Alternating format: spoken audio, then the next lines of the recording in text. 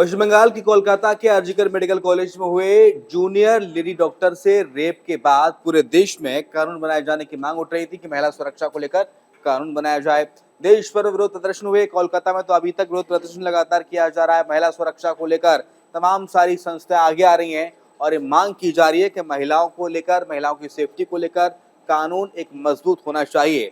और उसी को मद्देनजर रखते हुए पश्चिम बंगाल की ममता सरकार बैकफुट पर आती है और विधानसभा में एक कानून लाया जाता है, एक बिल पेश किया जाता है जिसे नाम दिया गया है अपराजिता कानून, यानी कि anti rape bill. Anti rape bill को लेकर पूरे देश भर में अब इस बिल की सराहना लगातार की जा रही है।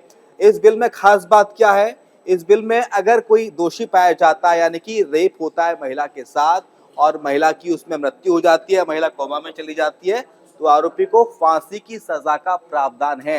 21 दिन के अंदर पुलिस को ट्रायल पूरा करना होगा और 36 दिन में फास्ट ट्रैक कोर्ट में इस पूरे मामले में पूरा मामला चलता है। आरोपी पेश होता है, तमाम सारे दलीलें दी जाती हैं और आरोपी को फांसी की सजा का ऐलान किया जाता है।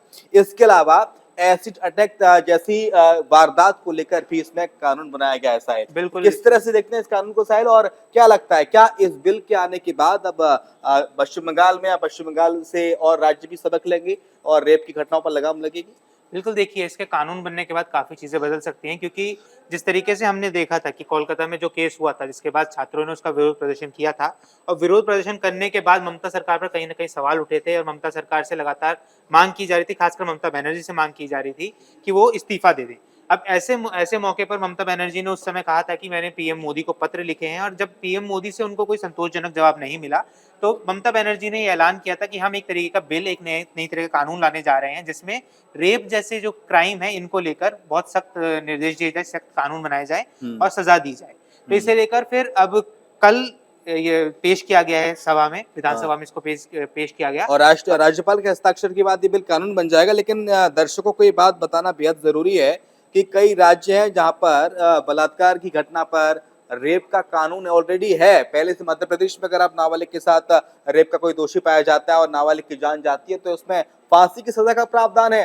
लेकिन अमूमन साहिल क्या होता है कि ऐसे में दोषी क्या करता है, सुप्रीम कोर्ट का रुख कर लेता है, सुप्रीम कोर्ट में पिटीशन दाखिल कर देता है और उसके बाद वकील उसे कहीं ना कहीं से बचा लेता है। हालांकि 36 दिन में इसमें सजा सुनाए जाने की बात कही है, लेकिन कानून अगर ये बन जाएगा राज्यपाल के हस्ताक्षर के बाद तो ये कानून कितना अमली जामा पहनेगा, महिलाएं पश्चिम बंगाल के अंदर कितनी सुरक्षित होंगी, कितनी महफूज होंगी, ये बड़ी बात है। लेकिन जो 36 दिन में ट्रायल की बात कही जा रही है कि 21 दिन के अंदर सबूत पेश करेगी पुलिस, 36 दिन में ट्रायल इसका हो जाएगा, 36 दिन में पूरा आरोप प्रत्यारोप सब हो जाएंगे, उसके बाद सजा का ऐलान हो जाएगा। अगर आरोपी सुप्रीम कोर्ट चला जाएगा, हाई कोर्ट चला जाएगा, तो क्या उसमें कोई ऐसा प्रावधान होना चाहिए कि आरोपी हाई कोर्ट और सुप्रीम कोर्ट जाने की उसे छूट ना हो?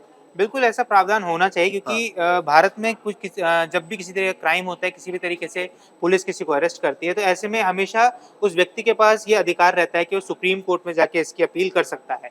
हालांकि इसमें जरूर ये कहा गया है कि 21 दिन के भीतर पुलिस को ये कार्य पूरा करना होगा, पूरी जांच पूरी करनी होगी और 15 दिन का आगे एक्सटेंशन दिया जाएगा। मगर 15 दिन का एक्सटेंशन भी ऐसा नहीं है कि तुरंत मिल जाएगा। उस 15 दिन के एक्सटेंशन के लिए प्रॉपर जो डायरी रिकॉर्ड बनाया जाता है, जो क्राइम रिकॉर्ड बनाया जाता है, उसमें उनको लिखना होगा, प्रॉपर रिकॉर्ड्स देने होंगे क्यों 15 दिन का एक्सटेंशन लिया जा रहा है, जिसके बाद वो 36 दिन की जांच के बाद।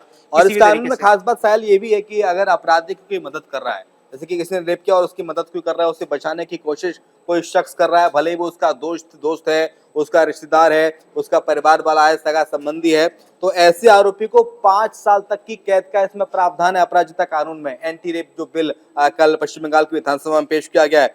इसके अलावा रेप पीड़िता की पहचान उजागर करने पर 3 से 5 साल तक की सजा का प्रावधान है।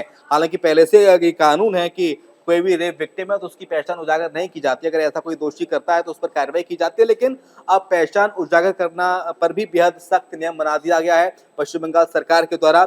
लेकिन सवाल वही है, कानून इस देश में बनते हैं, घटनाएं होती हैं, सरकारें सबक लेती हैं, पुलिस प्रशासन सबक लेता है, लेकिन उन कानूनों का एग्जीक्यूशन जमीनी स्तर पर कितना होता है वो बड़ी बात होती है। निर्भया कांड 16 दिसंबर 2012 की वो तारीख तब पूरे देश को झकझोर के रख दिया गया था, लेकिन क्या हुआ? उस निर्भया कांड के बाद निर्भया के दोषियों को फांसी तो हुई, लेकिन न जाने कितनी निर्भया इस देश के अंदर आई और कितनी निर्भयाओं के साथ रेप जैसी घिनौनी वारदात को अंजाम दिया गया साहिब। बिल्कुल, जब निर्भया कांड हुआ था उस समय पर भी ये कहा गया था कि किसी भी तरीके से जो ये बनाए गए हैं रूल्स हैं, जो क्रिमिनल लॉज़ हैं, इनको बदलना चाहिए, उनको सख्त कर देना चाहिए। जिसके बाद किया भी गया था कुछ समय के लिए। मगर अगर आपको ध्यान होगा तो कठुआ में भी एक केस हुआ था जिसके बाद जम्मू कश्मीर में। दोबारा से एक बार इस मामले ने तूल पकड़ा था कि क्यों क्रिमिनल लॉज़ को हम उतना सख्त नहीं कर रहे हैं। जिसके बाद अब दोबारा से पश्चिम बंगाल में ऐसा मामला हुआ है। मगर सवाल कहीं न कहीं फिर से वही उठ रहा है कि कब तक ये होता रहेगा कि जब किसी इस तरीके का कोई केस होगा उसके बाद सरकार जागेगी